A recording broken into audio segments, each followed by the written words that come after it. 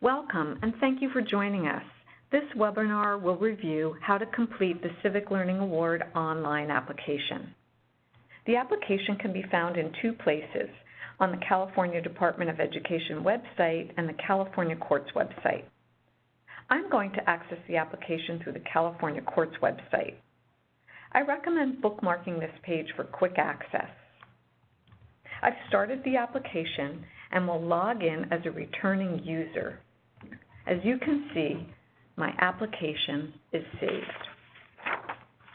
Also, I can share this username and password with anyone else that I want to have access to it, such as to edit the application. Clicking Edit will open the application to the cover. All the documents needed for the application are hyperlinked. The document that you will need to have ready in order to submit the application is a signature sheet listed as Item 3. You will need to attach the signature sheet before submitting your complete application.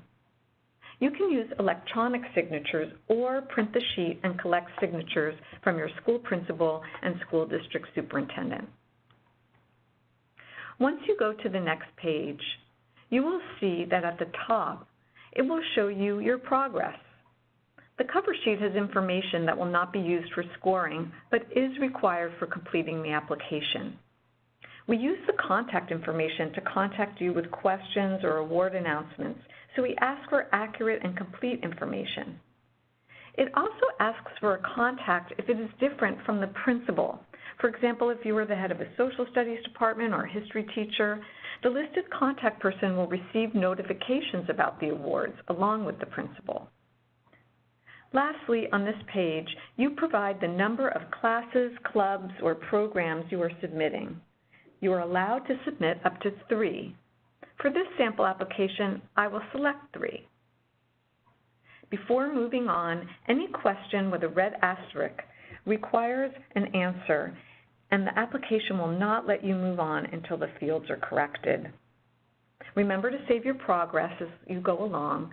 You can also go back to any page. Now we are in the class, club, or program description, where you fill in the name of your program. There is also a one-sentence description to give the reviewers a sense of your class, club, or program. Section A measures participation. Section B is where we ask how your class, club, or program uses the 6 proven practices.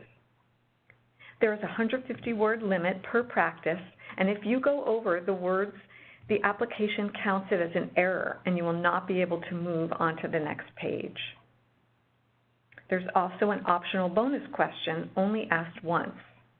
Here, you report on whether civic education is in your LCAP. If so, cut and paste the text into the application. Section C is required but not used for scoring. We use the data to report on how schools are applying civic learning in different school subject matters and in different grade levels. Section D allows for applicants to submit supplemental materials for their class, club, or program.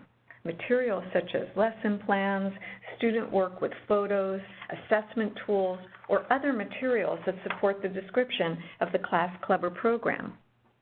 Once you upload the materials, the application will alert you if you have exceeded the file limit when you try to move on to the next page. At the end of the description, applicants are given the option of submitting another class, club, or program. Selecting that option moves applicants to the second description with the same questions. If the applicants are submitting one class, club, or program, then they are prompted to the end of the application. To show you, I will select another description, and it goes to a page with the same questions. I will now go back and select this as my last description, which takes me to the last page.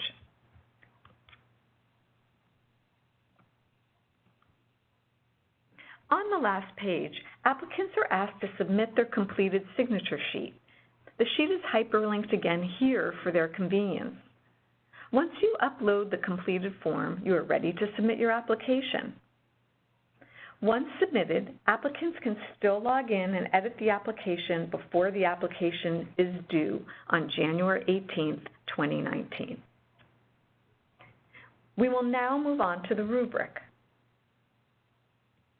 The rubric is divided into the same sections as the application. We will start with Section A. All questions are worth 5 points unless otherwise noted. Question 1 and 3 are 10 points, as these are most important.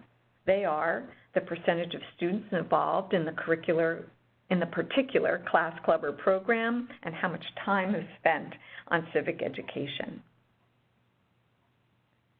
Section B is where the quality of the program is evaluated according to the full definition of the 6 research-based best practices provided in the application. We'll now highlight a few aspects. Proven Practice 2. To receive top credit in this area, students involved in just volunteer work alone, such as community service hours, will not earn a top credit. Their work must be service learning and be formally linked to the curriculum. In Proven Practice 6, as California requires an American government course and other related classes, just offering that class is not enough to earn top credit. To do so, the formal instruction would go beyond rote and might include the process of civic inquiry that includes researching causes and solutions, communicating conclusions, and taking informed action. Question 8 includes more information about the bonus question. A full 10 points is offered if the LCAP specifically mentions civic learning, civics, or civic education, and includes a course, club, or program described in this application, as well as funding for civics. Thank you for your interest in the Civic Learning Award and for all you do to educate your students for participation in our democracy. If you have further questions, please don't hesitate to contact us. To end, we will have a quote from Justice Anthony Kennedy.